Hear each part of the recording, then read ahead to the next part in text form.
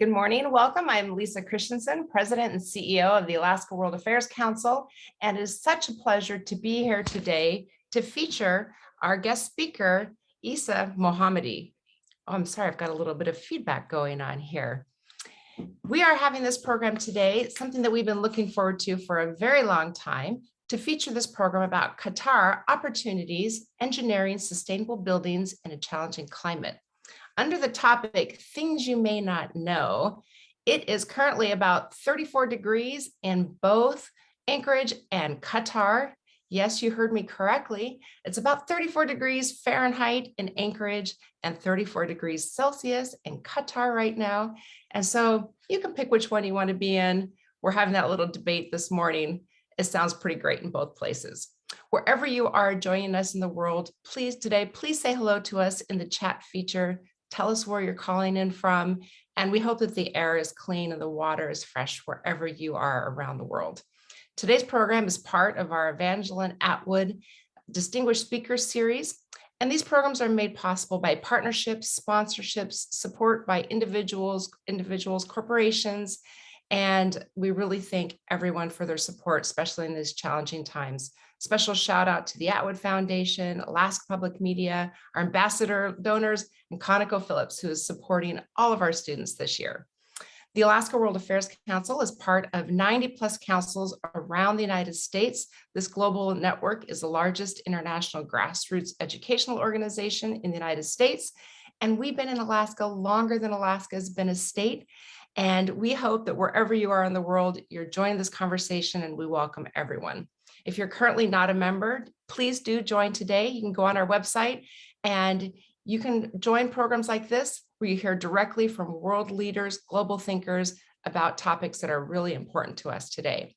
We have a fascinating lineup of programs here at the Alaska World Affairs Council, both in person and virtual. Go on our website, see programs coming up on infectious diseases, China, cryptocurrency, cultivating Arctic entrepreneurship. The list goes on. We also have Kenneth Brightwaite, the 77th Secretary of the Navy, former ambassador to Norway, going to be speaking to us in the spring. We really do appreciate all of your feedback. Let us know anything you want to see, any improvements, and we want to hear from you. This program is going to be about an hour long. We're going to start with our featured speaker talking for 30 minutes with a fascinating slideshow presentation, and then I'll come back and take questions directly from you. So if you have any questions, please just put them into the Q&A button or raise your hand and I'll call on you. I'll be bringing people on screen to ask questions in person at the end or read your questions if you'd prefer at the end. And now I'd like to turn over the microphone to Mr. Bill Clifford. Bill Clifford is our president and CEO of World Affairs Councils of America. My friend, it's so great to see you. I haven't seen you for a while, but you are here joining us from Washington, D.C. We've got Qatar, Alaska, Washington, D.C. coming together. Please, the microphone is yours to introduce our speaker today. Lisa, thank you so much. It's wonderful to see your face and to be with you on this Zoom program, which is so important topically.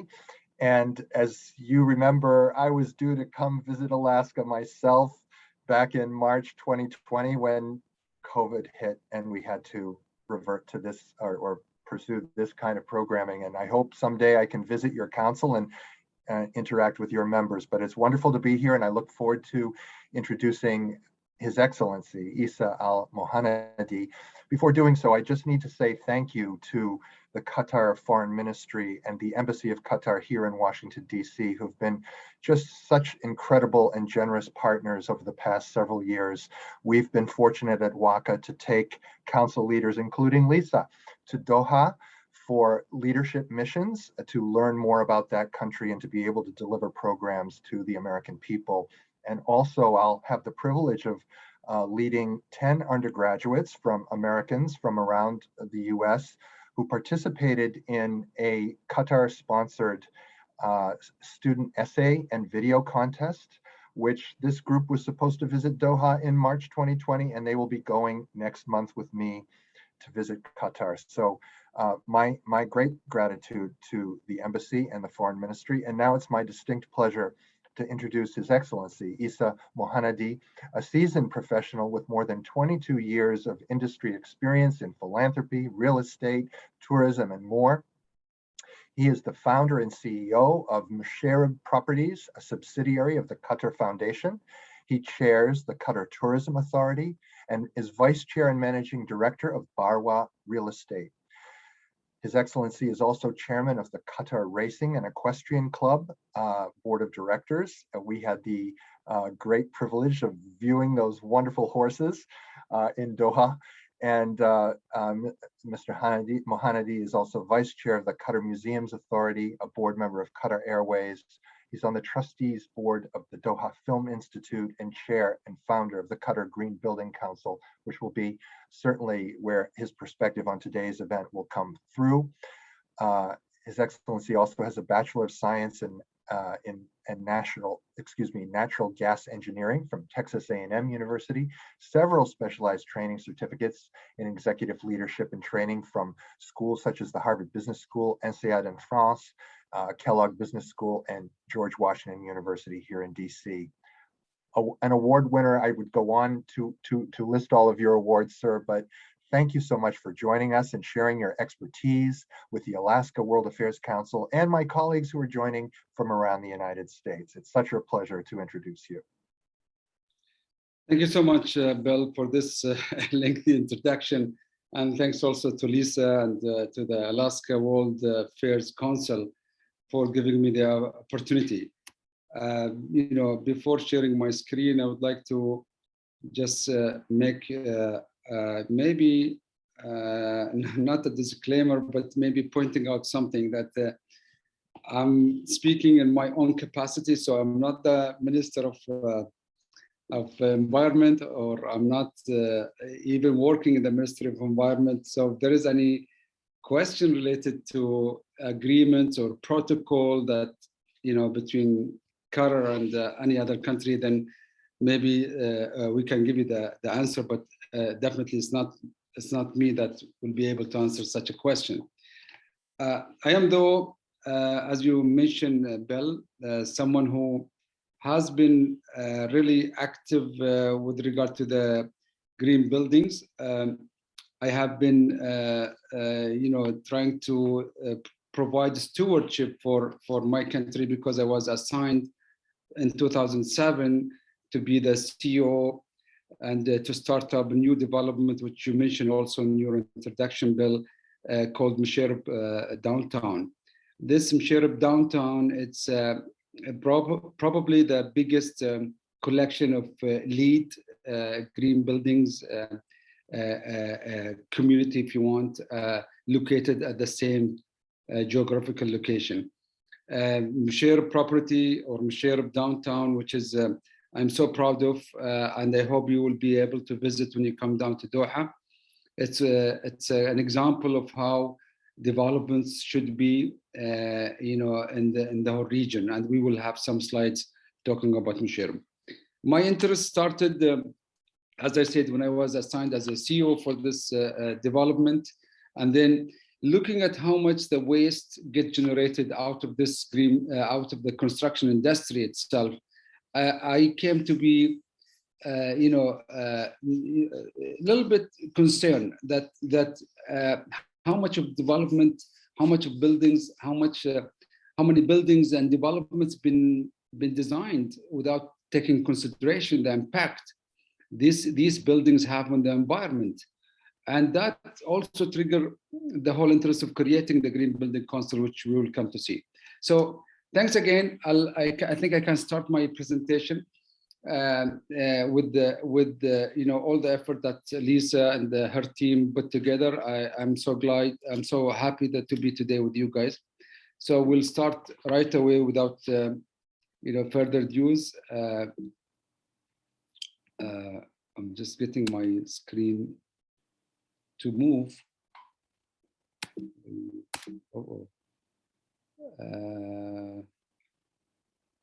Probably we need some help here.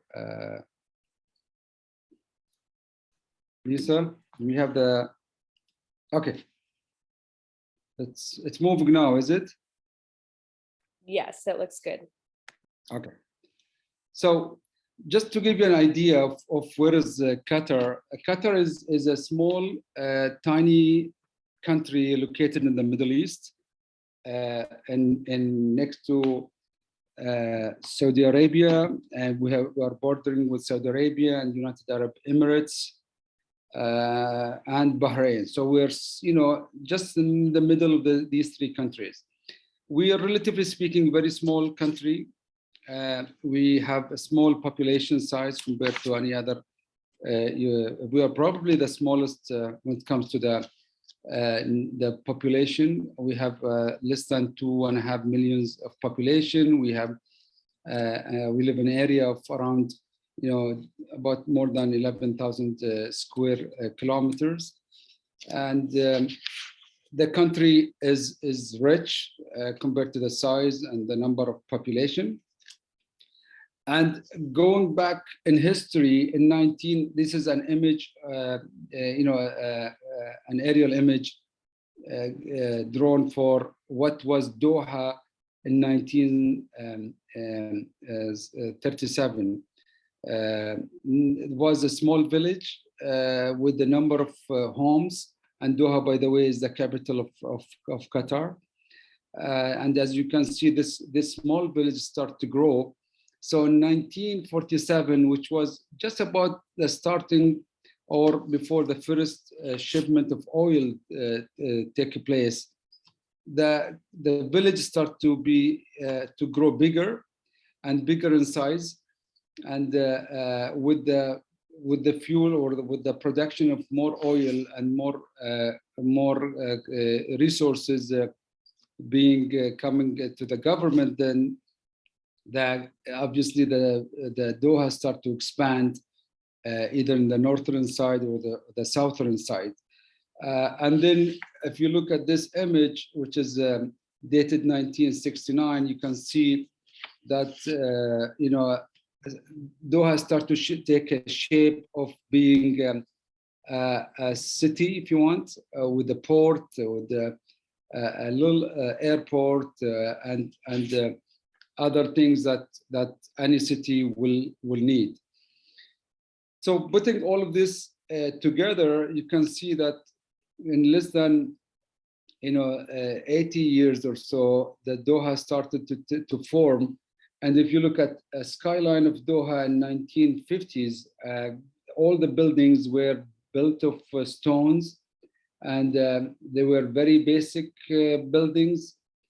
However, they were buildings that built for the environment we live in Qatar. These buildings used to provide the cooling and the atmosphere that everybody needs at that time. There weren't any air conditioning or electricity around that time. So the buildings itself, the way it's designed, it was responding to the environment around it and to the society who lives in that area. If you look between 1950s, which is this image, versus this image, you can see the big difference and big shift, which took place in not very long time. And between only the 1950s to looking at the image like around to 2000, is just someone maybe cannot believe that this shift happened only in the 70 or so years of time. If you look at that kind of shift, in my opinion, comes with a cost, and that exponential expansion, if you want, with such a fast pace, comes also with a cost, and the cost is the country is consuming or start to consume a lot of water, which makes us one of the biggest consumers for water. So we consume around 527 liters per capita per day. And I'm sorry I don't have the conversion of this to the US, to those who are not familiar with the metric units, but you could do the conversion at your own time. But that consumption makes us 2 times more than the normal consumption of water when in Europe, for example. And we have a very scarce resource of water. We have only freshwater reserve that's enough for 3 days for the size of the population we live in. All of the water comes from the desalination plants, so we depend on desalination plants to find the source of our water. The energy itself, it's the per capita we consume around 16,000, more than 16,000 kilowatt per hour, and that makes us also 3 times more the consumption in UK, for example. And by the way, less than 1% of this energy comes from renewable resources. When we come to the waste, we consume or we generate actually one of the highest rates of waste. There are 1.4 million metric tons of waste get generated every year. That gives you an average of around 636 kilogram per capita per year. And if you put it in perspective for per day, then it's around 1.74 kilogram per day, which to help you, just realize how much is this one. This is around 3.8 pounds per day of waste per person. So we consume around 3.8 pounds per day per person of waste. This is a huge number of waste, and most of it organic type of waste, surplus of food and other things. The other challenge that we have also is that the most of the energy gets generated by the oil and gas or the fossil fuel. So we generate around 92% of our exporting comes from the oil and gas, and that accounts for around 62% of the government revenues. And the other things also the other challenges we have is that we have 70% of our population is suffer from obesity and overweight, or among I should say the adults. 25% of the kids also suffer from obesity and overweight, and 17% of diabetes rate in Qatar. Such a challenges makes the government, and not only the government, but everybody has to take part or take initiatives to help fighting these kind of challenges and help the society itself. So since the inception of the modern government, we have a lot of initiatives took place, such as we are in the process as the municipality or the Ministry of Municipality and Environment to establish legal framework for waste recycling. There are so many programs has taken place to reduce the generation of wastes in general. And by the way, I'm so happy to announce that yesterday, we received the news that now we have a dedicated minister for environment. So the Ministry of Municipality and Environment is not anymore responsible for the environment. So we have a dedicated ministry called Ministry of Environment and the Climate.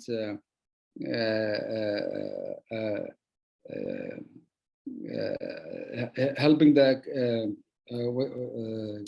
is it the climate the climate challenges, the global climate challenges. So the new ministry will be responsible for climate change and also the environment in Qatar, which is a great news. So we will have a dedicated ministry that focus on such an important issue. So in general, the government has put in a lot of efforts to start to reduce and help, minimizing the waste in general. In 2011, for example, the ministry have launched a great project called the Domestic Solid Waste Management Center, and that center is responsible to handle around 2,300 tons per day of waste. That's about 50% of the waste generated by the country, which is a step in the positive, a step in the right direction, if you want.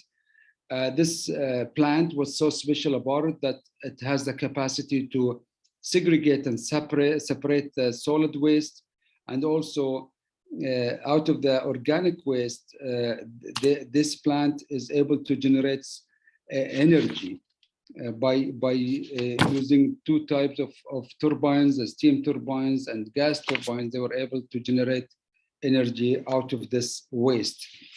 Similarly, a lot of programs have taken place, not only from the government side, but the NGOs in the whole country to help minimizing and recycling the waste as well. Now, if we, in looking at all of these challenges, we as a human being, we were, as individuals in Qatar, felt responsible to really do something about all of these challenges that we're facing as a country. So in 2008, around June 2008, I was really surprised when I sent an invitation for around 10, 15 people who I know to attend a gathering or a brainstorming session on thinking about the idea. At that time, I was thinking about the idea of creating a green building council, which is to be a member of US Green Building Council, and to be a member also of the World Green Building Council. Basically, because when I started downtown project in 2007, like I said in my introduction, I felt responsible that I cannot just be passive about the fact that buildings contribute significantly to the waste, and not only the waste itself, but also the use of resources. So with the scarce resources we have, such as the water, for example, or such as the pollution that comes out of the generating electricity, we needed to come up with efficient buildings that minimize the impact on the environment, minimize the usage of this resources, so we can have better environment for our future generations. So I thought about creating the council. So I invited a number of members, around maybe 10, 15. I was surprised by how many people came to the meeting. Actually, I have other pictures which I'm not shown here, but there were people standing. So we exceeded around the capacity of the room itself. We had more than 50 people attended that meeting. And I was really happy and surprised to see the enthusiasm that took place when I started discussing with the great friends and the great members who came.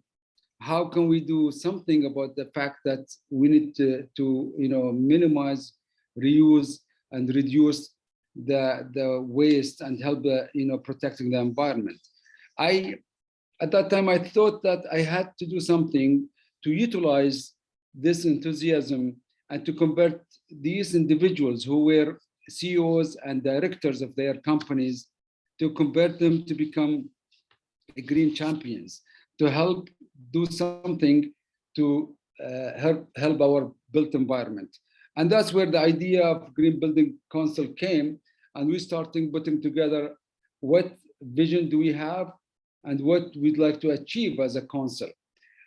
The key words was basically the leadership and the awareness and education that we needed to provide to our community.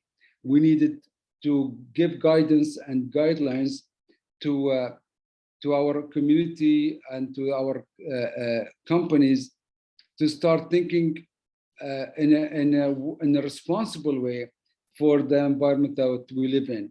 And by creating that awareness, we have launched a program that this program was basically has 3 pillars, which is based on the outreach and the research and the education. And the Green Building Council start to come up with a lot of activities in different pillar to achieve its mission. Over the last few years, we were able to teach 35 topics and around 70 courses, offer 70 courses for more than 7,000 trainees, professional trainees. The council had initiated many research projects such as passive houses. We work with the local universities to do a lot of hands-on and to do a project that help visualize the impact and the necessity of green buildings.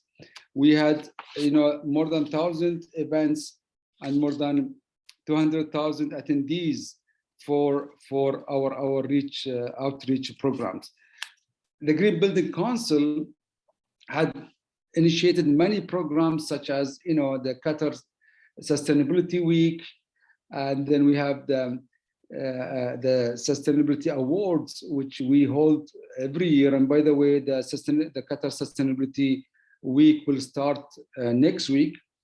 And in that week, we launch many programs. We try to reach almost every single person living in Qatar. We start activation of programs, and that week we receive the submittals of the proposals from different organizations who compete for the Qatar Sustainability Awards, which is an award that has 8 categories and get awarded tackling different fields for different organizations. These are some of the publications that we've been issuing as a council, and you could visit our website to read more about all of this publication. So basically, as a council, we were focusing on sustainability, capacity building, sustainability as a lifestyle, the technical services that we were providing to the local community, and also we were providing and bringing the best practices and tools to the local community to help them adopt such a techniques, such a tools, and to help them increase their awareness and education about the best practices when it comes to green buildings. The council is always is adopting an open door policy, so all members, non-members come to the council and get all the help and support they need. So as a country also, I was so proud and happy to see that we start since then converting a lot of organizations to think on the green terms, to think in a way to protect the environment, to do even the events with a mindset of helping and protecting the environment. And I don't know how many of you knows that the World Cup 2022, which will take place in Qatar, will be the first carbon neutral FIFA World Cup in the history. And that the way the organizing committee have done this kind of program is basically they were raising the awareness among all their stakeholders of the importance of carbon neutral. They came up with a way to estimate how much the carbon footprint will be generated after the event, and then they started applying measures since the inception of since the beginning of the preparing for the event. They started applying measures to minimize the carbon emissions.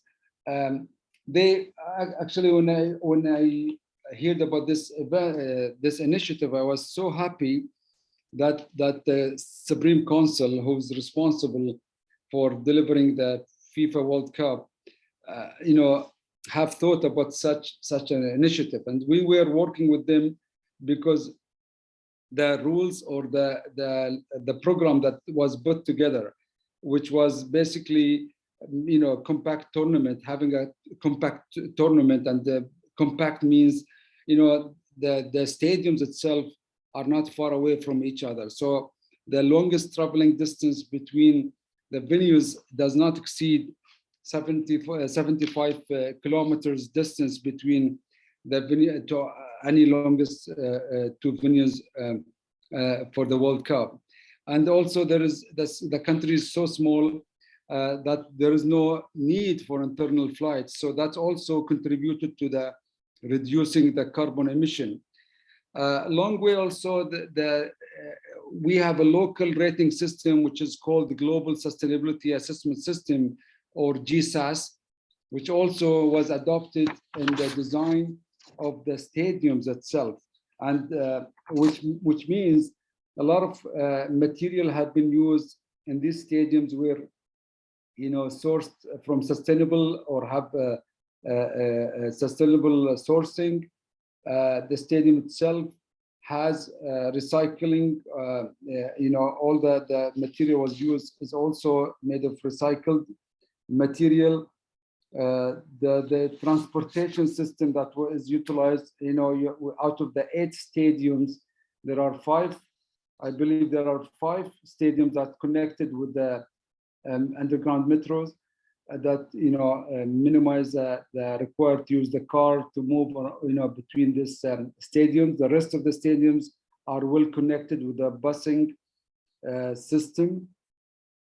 The accommodation for the fans itself, this is a program that we did jointly with the, with the Supreme Committee of who's responsible to deliver the World Cup, which we did adopt the green key for all the hotels who's going to host the fans coming to the World Cup.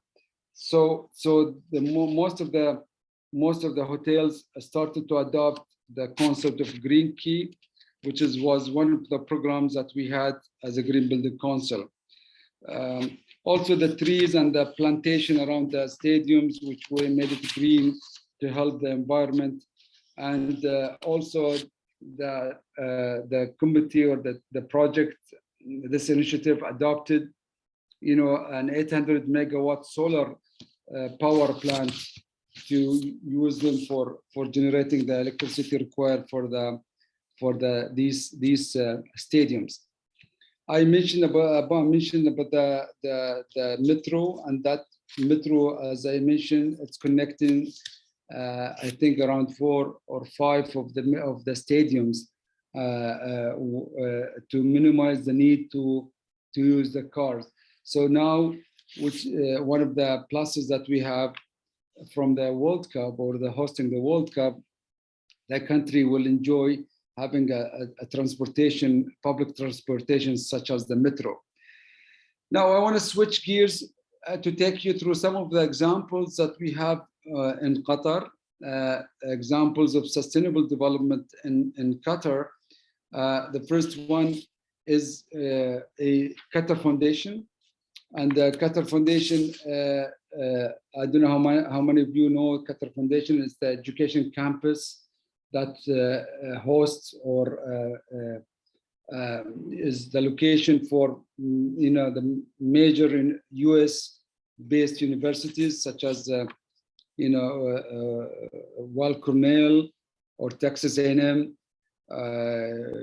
VCU, Virginia Commonwealth, and other schools, Georgetown and other schools. So this campus is a location for most of the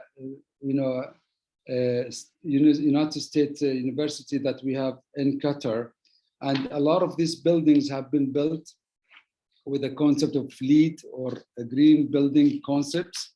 I'll mention one of them, which is I feel proud of. This is the student housing for which is in the education campus or education city.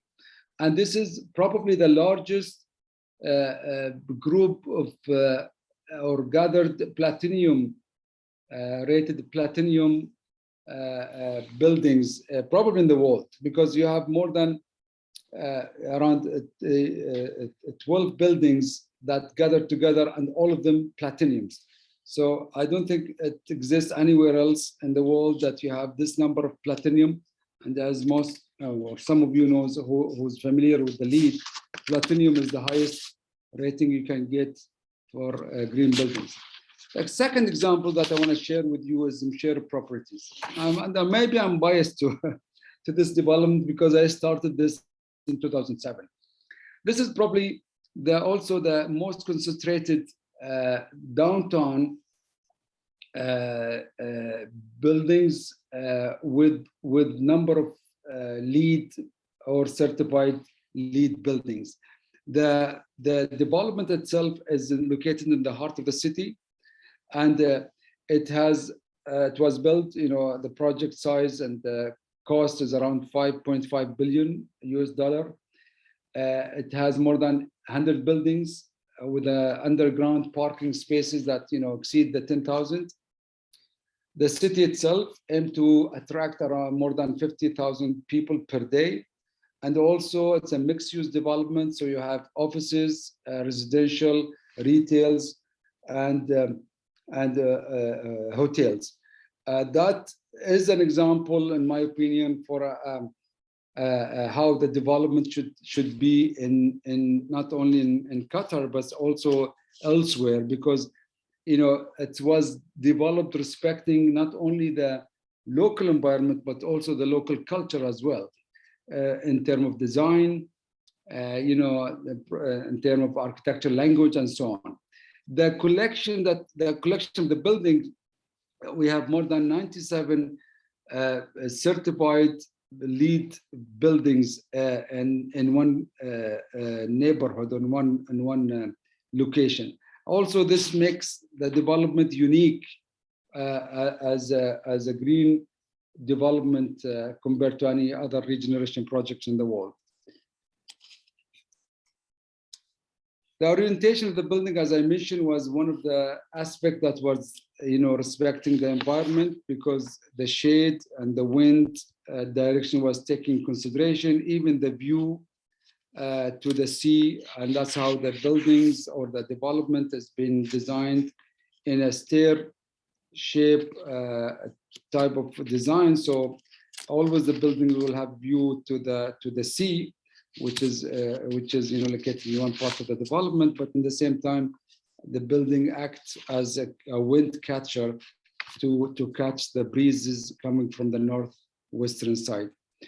The development built for people, not for cars. So we have a lot of pedestrians movements, giving them the priorities, cycling routes, and also tram, which is also environmentally friendly transportation inside the development. The development also uses the latest technology when it comes to any features or any systems that minimize or reduce the waste of energy or help saving the energy. This is one of the examples, or the second example we have in Qatar, which embraces green as a practice or way of living in the society. The other example that I want to share with you is Lusail. Lusail is a small city located north of Qatar, or north of Doha, sorry. And it's some people call it the future of Doha, or the expansion of where Doha will go. And it's around, it's a plan to accommodate around 200,000 people. And it's built on 35 square kilometers, which is much bigger than Musharraf, because Musharraf in the downtown, but Lusail is really expanded over a much bigger area. It also it is a mixed-use development built of using not LEED in this example, which is interesting. We have a local, I mentioned maybe earlier, that we have a local rating system, environmental rating system, which is called GSAS, Global Sustainable, I believe Sustainable System, which is basically adopt similar categories of what LEED is adopting. So it talks or it take consideration of urban connectivity, the site, the energy, the water, the material, and also the built environment itself, even the culture and economical value, which might be, by the way, unique as compared to the lead when it comes to the culture and economic value. That also does get counted in the GSAS. Most of the development in Lusail adopted this local GSAS rating system. And we as Green Building Council were so happy because, you know, the movements of having such a system, or any system, to be honest with you, is always encouraged and always make us really happy, because then we see that we start to plan the buildings, and we start to look at the building in a way that responsible for the environment and help protecting and minimizing the environment. I believe I need to speed up because my time is almost over. But let me just mention a few things about Lusail. Lusail also has a district cooling, started adopting street lighting system, which is well controlled and using a very smart systems to minimize the waste of energy. It has its own sewage treatment plants, and also they have their own centralized gas distribution system. They were minimizing the waste collection by having a centralized waste management system, and also they have a transportation they are connected to the metro. They provided greeneries and many community green areas. These are example of the buildings they have and the rating system. For example, you could see in the upper left the Lusail Marina Yacht Club, which is designed and built, and it's rated 4 stars in the GSAS system.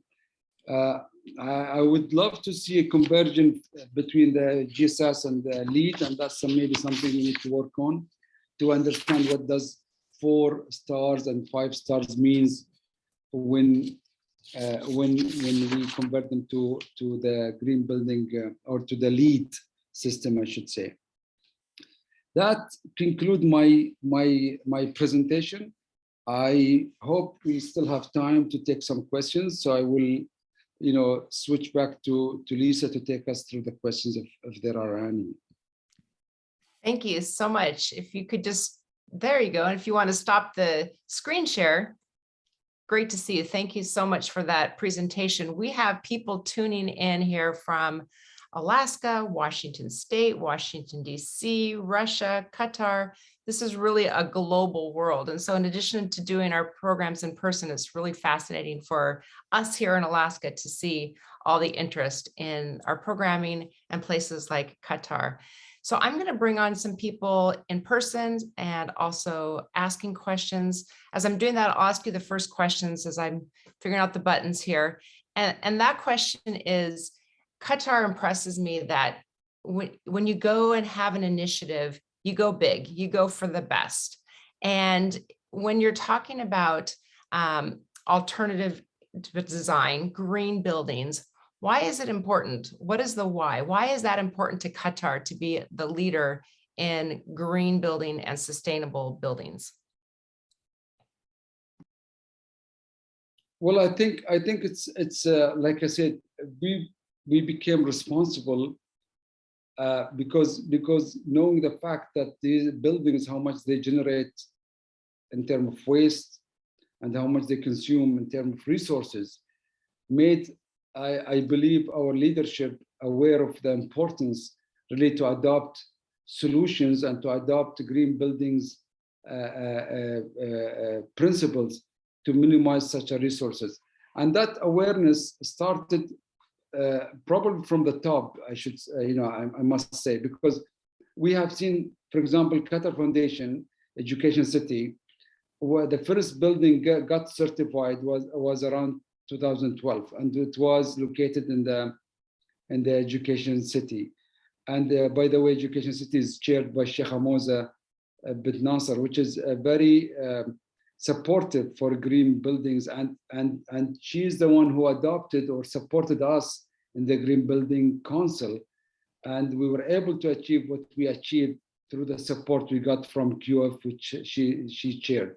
So I think it's probably had to do with the awareness and the level of education that we have in the top of the government, which we are blessed to have. Okay, now I'd like to bring on Dr. Paul Dunscombe, who has a question for you. Good to see you. Good morning. Thank you so much for your presentation and what I think is a truly important initiative.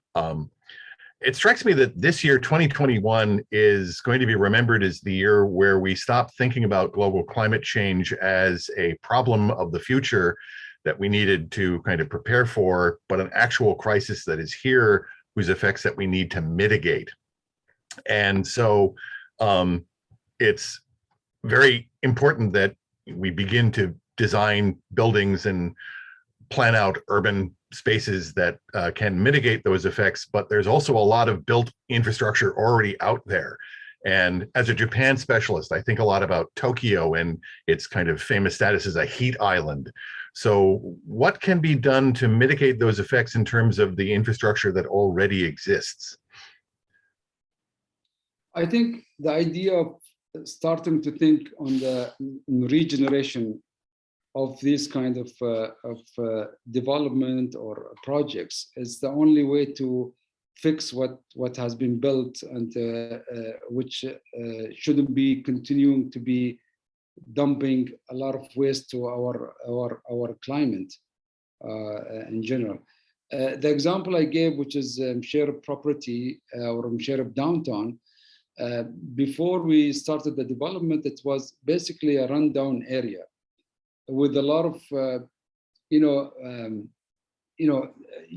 there is everything you could imagine was in that area, from being illegal activities to, doing a lot of illegal things related to human being and to the environment itself.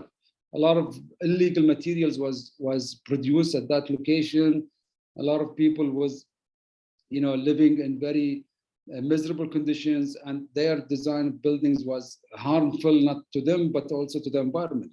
So the solution we adopted is just basically, to regenerate the area as much as we can, to convert the same geographical location, the same physical location, to become, a much better place to live in.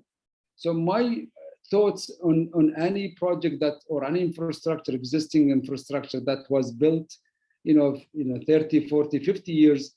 And at that time, maybe the awareness and the technology did not exist to help building such infrastructure to be more environmentally friendly. My opinion, I think, is to revisit these development and see what can be changed, maybe adopting the regeneration concept as a philosophy to deal with such projects. Well, thank you for that answer. And by the way, I know it's not your type of racing, but congratulations. You're also set to host a Formula One race next year. I'm sure you're very excited about that. Thank you. Thank you.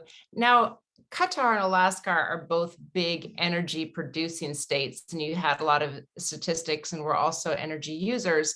And I saw some of your alternative plans include solar power. So my question is, what is the alternative energy of the future for Qatar? We both live in challenging environments. And what does Qatar see for Qatar as far as alternative energies? Lisa, this is a good question, but let me answer it before, because I was against or somehow feeling very sensitive, because Qatar itself is one of the largest gas producers in the world. And when I have discussion with officials about us being or one of the biggest producer for gas or gas producers in the world. Gas itself is also polluting or contribute to the pollution of the environment.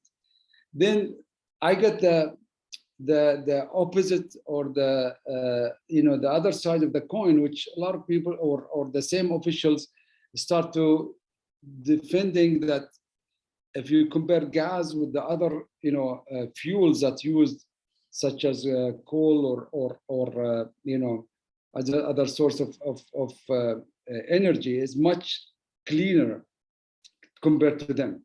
So as a future, I believe Qatar will continue to be a producer for gas for a long time to come. And that probably will be part of our future, that we will continue to be a gas producer. The other alternative that we're working on, which everybody's working on also, is the solar energy that Qatar is also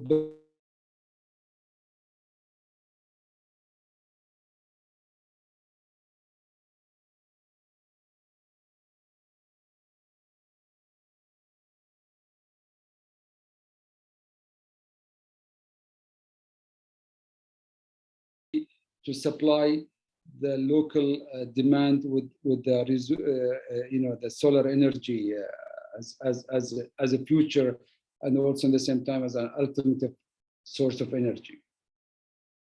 I hope I answered your question. Yes, yes. Let's move to economic security. We've been talking a lot about different security issues for Alaska and for the world. Is sustainable development part of an economic security? And do you see that as an issue for the world? Can you repeat the question, because your mic was not I think. Sure. Here we are. So we've been talking a lot at the Alaska World Affairs Council about security, economic security, other types of security. Is sustainable development part of the greater vision for economic security for Qatar? Yeah, definitely. I think this is part of the agenda for the country, and it's important also to realize that probably we have the same condition, or you have the same condition as us, because we have the challenge of what I call green premium.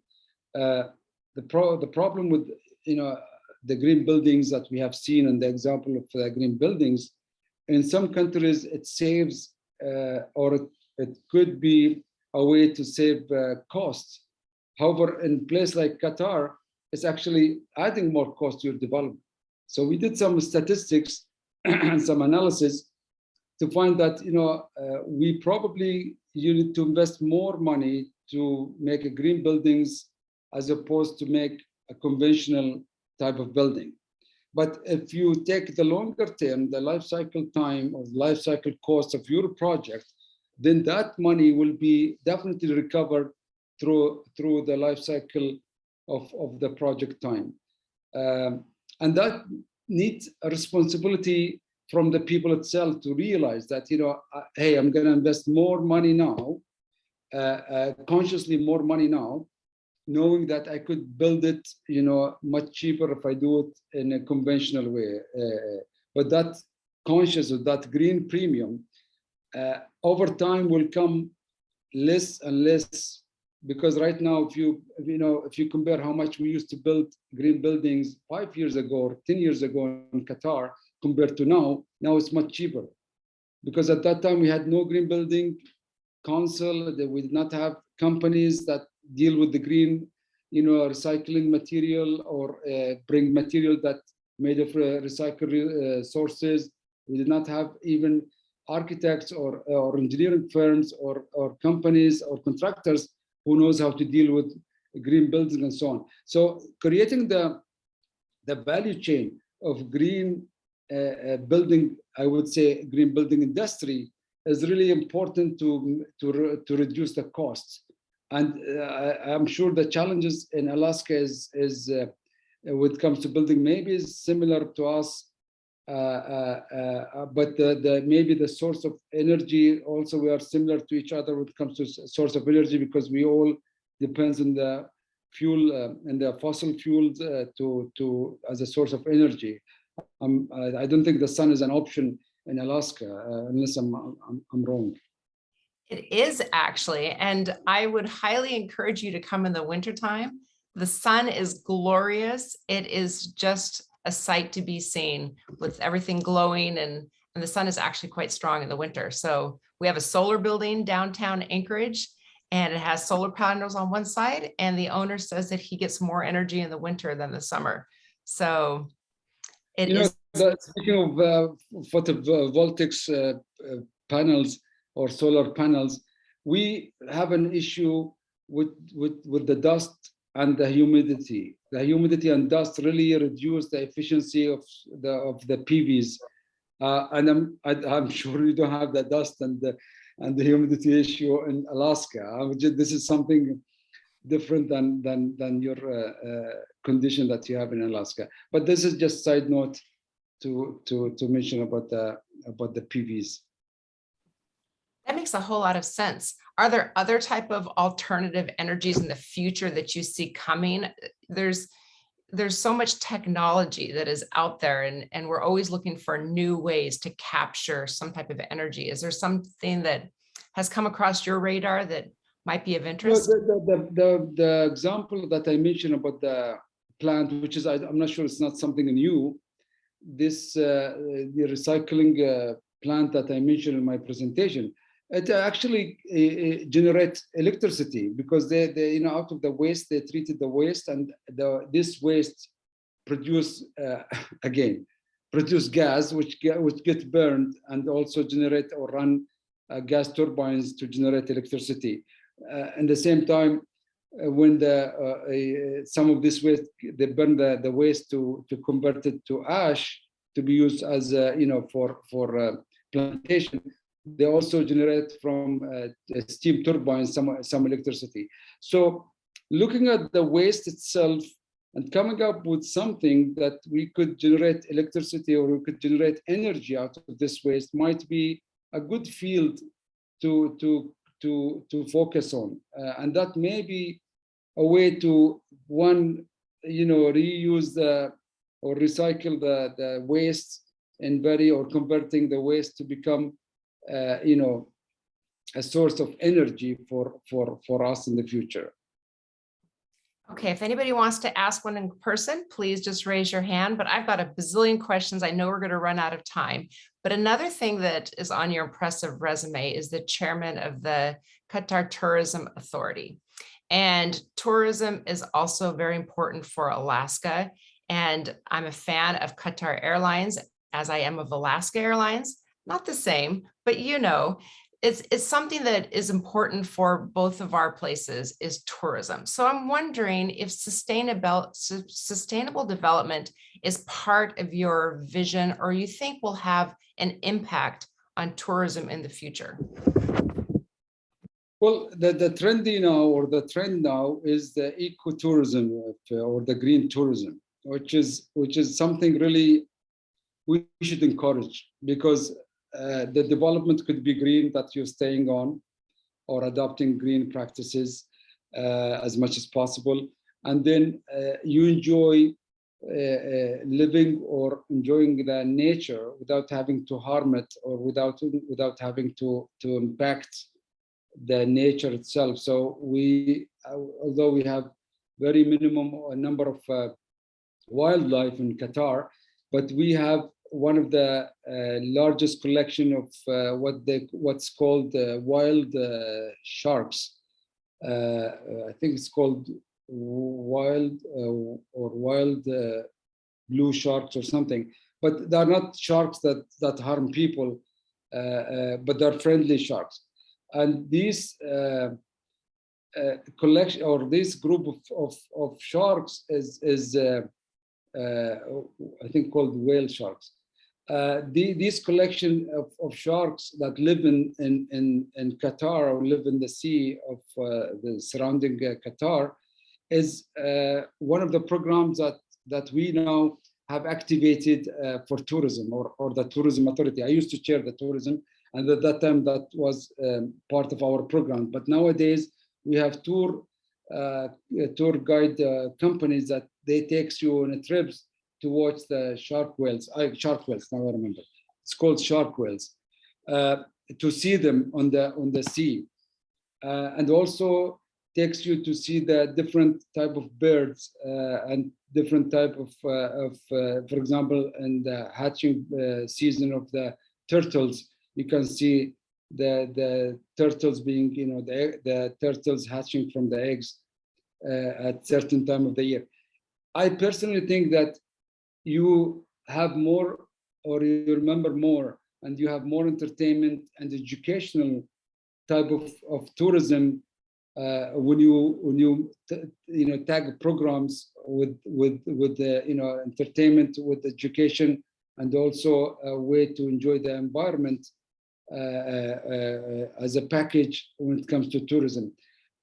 When I asked you earlier before we start the presentation about what to do in Alaska, is really was not to look for fancy things or firework or entertainment, etc., more than to see, for example, to enjoy the nature itself, and to be in the middle of nature, to enjoy the species that lives in Alaska, to enjoy activities, seeing local activities that done without hurting the environment. I think there is a huge shift toward this kind of tourism, which I call green tourism, and that's what really, for me, I don't know, maybe of my age, but really I see it a way to enjoy tourism much more than to be or to the type of urban tourism, because as you know, tourism has different themed tourism. Urban is one of them. Nature is another example of tourism.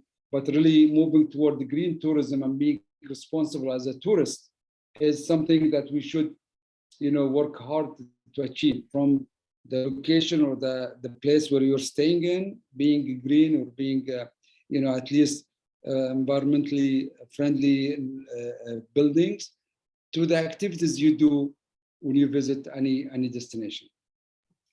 I know exactly what you mean, but I'm still giggling about the friendly sharks.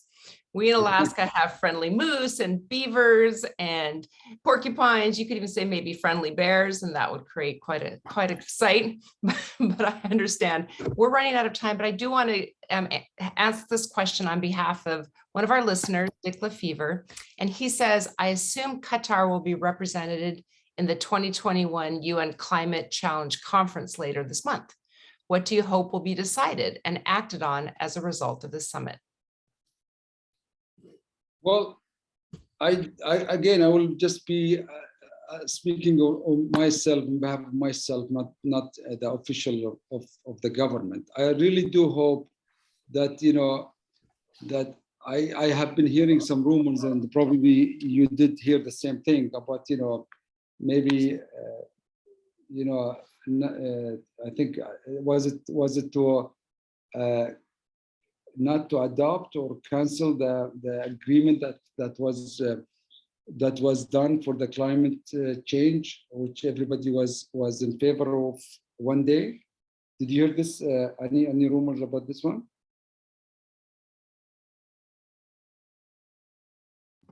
No, I did not hear the rumors. Because some, I've been reading some articles about the people are not in favor to continue with the climate change agreement that was previously adopted, and some countries maybe will withdraw from this agreement. I don't know how many environmentalists we have with us today. Maybe they can shed some lights on this one. But I personally hope that there will be a unified act to help the climate change, the global climate change, and not to have more statements, or not to have more, mother statement that every meetings we have such a gathering, we only hear statements coming from different countries, but we don't see an actual on the ground activities taking place. So I hope seriously that will come out of this from this meeting with some serious mandate and directions that each country has to take as part of its responsibility.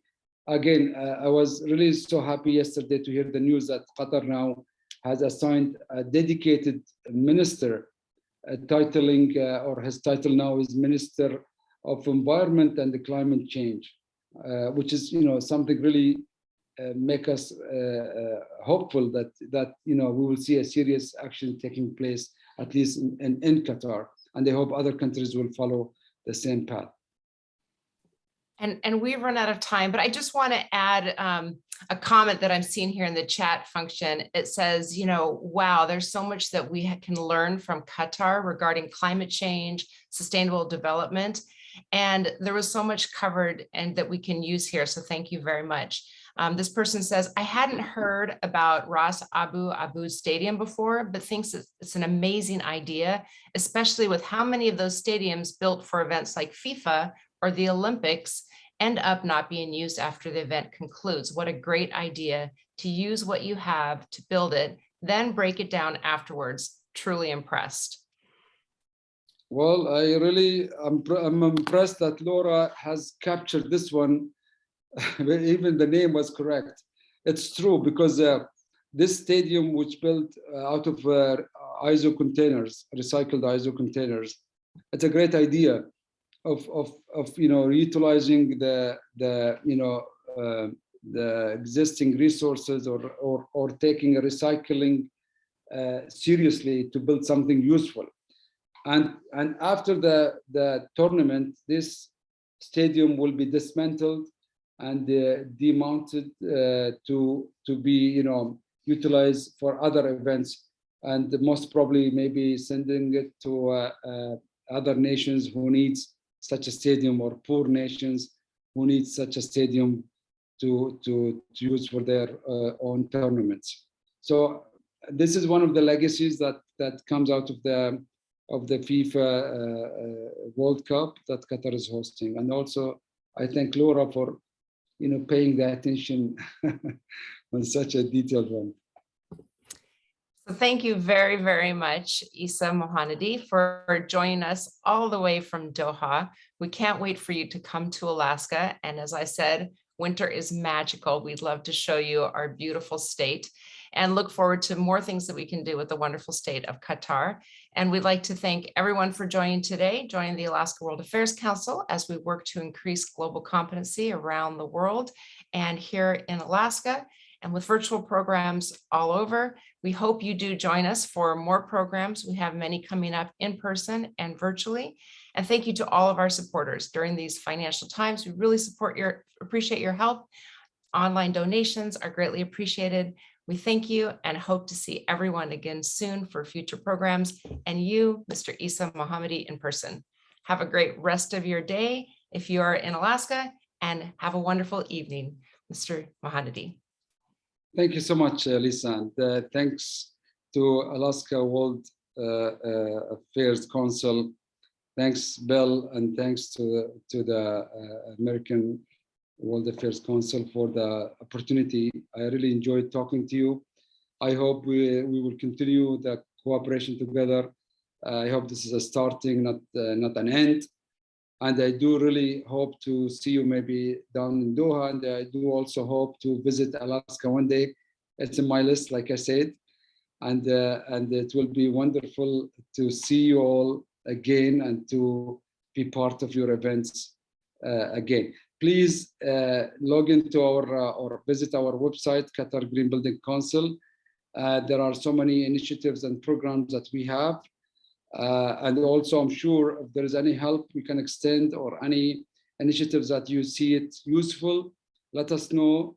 We will send you more details about it, and maybe it could help, maybe adopting some of the activities that we have done, because like I said, we have done a huge number of activities and programs over the last few years, and we have seen the result and the positive impact out of these activities. So I do hope that we will continue the cooperation And I do hope also that our paths will cross again.